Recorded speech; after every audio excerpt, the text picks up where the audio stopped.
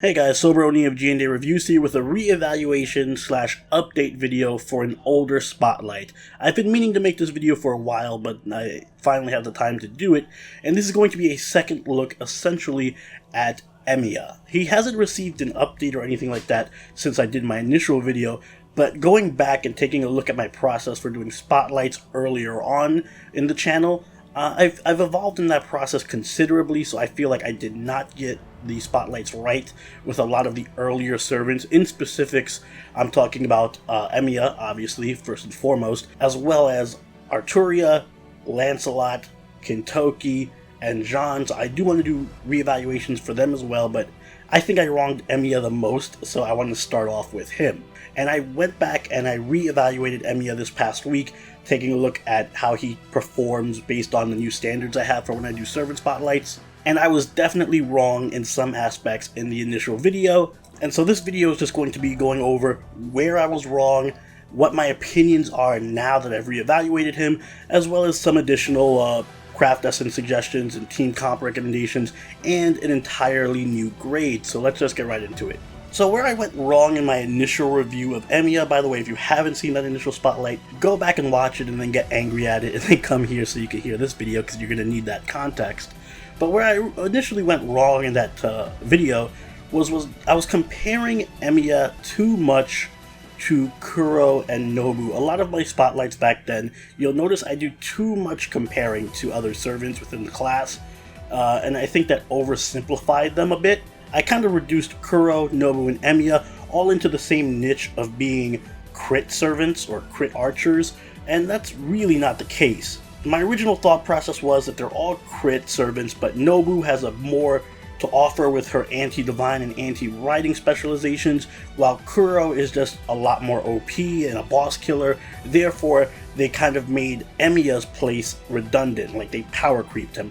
But looking back now, that is totally not the case. In reality, while they all are crit servants to a degree, they perform different roles as well that differentiate them considerably. In addition to that miscalculation, I also underestimated the buffs that EMIYA gets, the significant upgrade that his projection, his Hawkeye, and even his Noble Phantasm upgrade give to him in terms of how well-rounded his kit becomes. So where am I on my thoughts on EMIYA right now?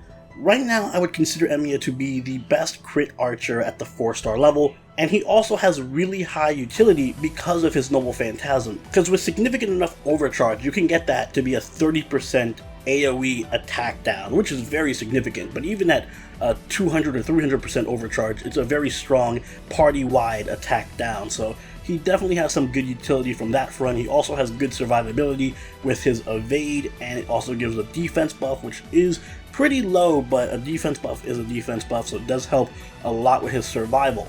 And I definitely want to make a note that EMIYA's purpose in a team after reevaluating him is much more well-rounded than Nobu and even Kuro. Nobu's more specialized as an anti-divine and anti-riding servant. Yes, she also performs the crit role because she has self-modification, although EMIYA's crit kit is much better. His Hawkeye is probably the best crit skill in the entire game, so he just outperforms her in terms of being a crit servant, whereas Nobu has an advantage in having better boss killing potential if you're up against divine servants or even a lot of sabers who have riding. EMIYA himself is much more designed for wave clearing, crit teams, specifically arts crit teams, and he's much more well-rounded. He has decent survivability, he has decent utility. He does still have a weakness, being that his main deck is completely mismatched, the 3 arts cards and a Buster Noble Phantasm. Although projection does help this a bit, it does still make your deck a little inconsistent, and it stops you from being able to Buster Brave Chain. So he isn't as effective in Buster crit teams, but again, very good in arts crit teams. And even though there is an overlap between him and the other archers, EMIYA has the best crit team synergy thanks to that Hawkeye skill, and he doesn't sacrifice defense or utility to perform that role,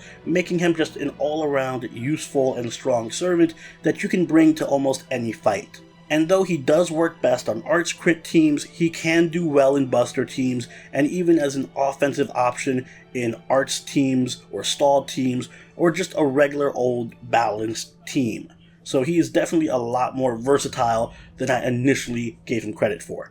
As far as new recommendations for him, I would advise using him on an Arts Crit team. You're going to want people supporting and buffing him, so the usual Waver, Hans, Tamamo, Nightingale, Nero Bride, Helena, etc. You're also going to want a star generator for him, preferably an Arts star generator like Edison, Shiki, or EMIYA Assassin, but you can also go with Cursed Arm Hassan, Jack, or Fuma. As far as craft essences go, you're going to want to give him craft essences that buff his Noble Phantasm damage and his attack, as well as craft essences that buff his crit damage. So you're looking at things like Halloween Princess, Golden Sumo, Glory is With Me, Kill on Sight, Gudao, and Go West. So what do I rate him? Well, in my initial review, I rated him a D before the buffs, and then I gave him a C after he gets his Hawkeye and Projection and Noble Phantasm upgrade. But after going back and reevaluating him, I'm going to upgrade his score to a C before all the buffs come in, but once he gets Hawkeye, Projection,